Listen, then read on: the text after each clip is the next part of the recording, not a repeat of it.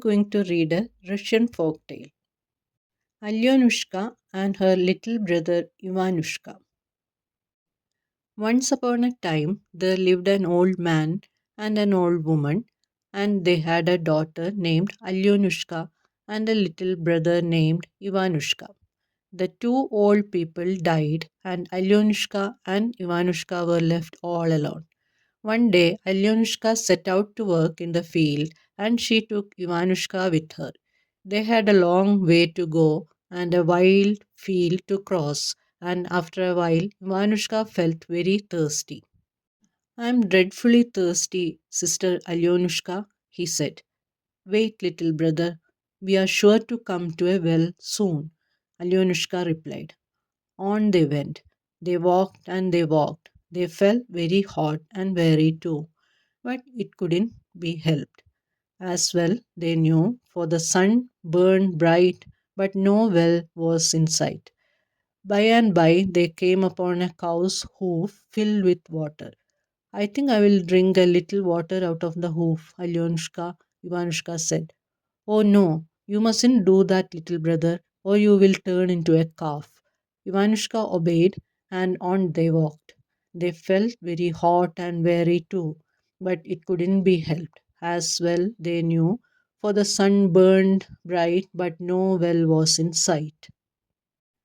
By and by they came upon a horse hoof filled with water.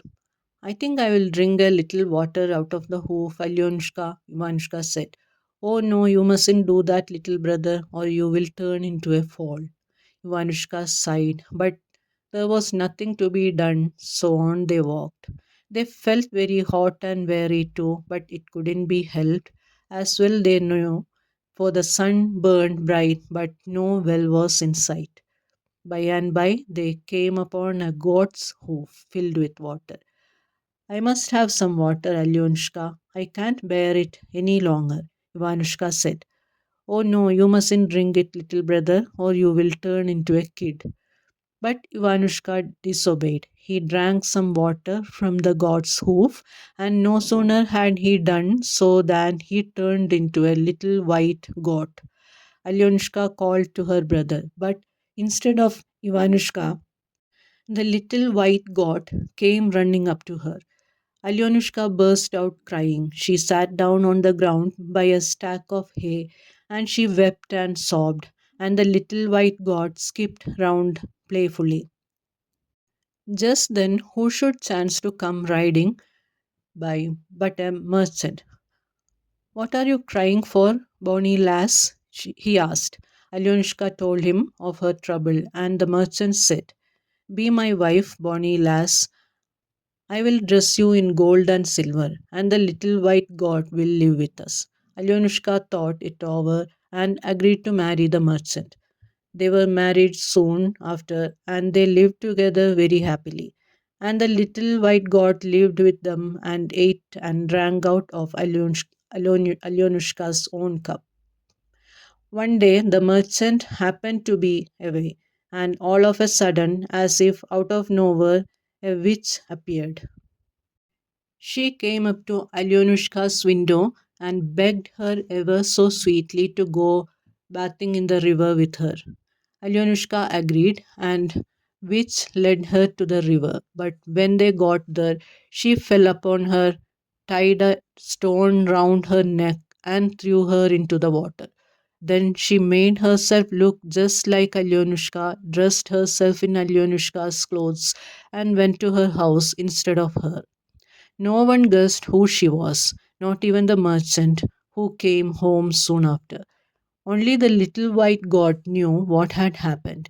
He hung his head and refused to touch food or drink. He never left the river bank, morning or evening, and standing at the water's edge, called out, Alyonushka, my sister, can you hear me? Swim out to me, swim out to me. The witch learned about this and she asked her husband, the merchant, to slaughter the little white goat. Now, the merchant was loath to do this, for he had grown fond of the little white goat and felt sorry for him. But the witch kept at him day and night. She coaxed and she wheedled, and he gave in at last. You do away with him yourself, he said. The witch then had big fires made up, huge pots heated, and great knives sharpened. Learning that he had not long to live, the little white god said to the merchant, "You have been like a father to me. Heed my last wish, and let me go to the river before I die to have a drink of water." The merchant let him go, and the little white god ran to the river, stood on the bank, and called out in piteous tones, "Alyonushka, my sister, can you hear me? Swim out to me, swim out to me. Big fires are blazing, huge pots are boiling, great knives are gleaming, ready to slaughter me." And Alyonushka called back to him out of the river, "Ivanushka, my brother, can you hear me? A heavy stone presses down on me. Silken grasses entangle my legs. Yellow sands lie on my breast." The witch went out to look for the little white god, but she could not find him.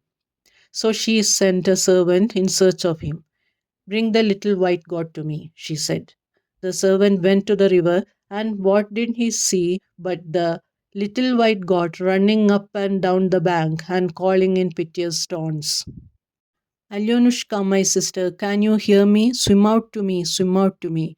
Big fires are blazing, huge pots are boiling, great knives are gleaming, ready to slaughter me." And from the river came the reply, "Ivanushka, my brother, can you hear me? A heavy stone presses down on me. Silken grasses entangle my legs. Yellow sands lie on my breast."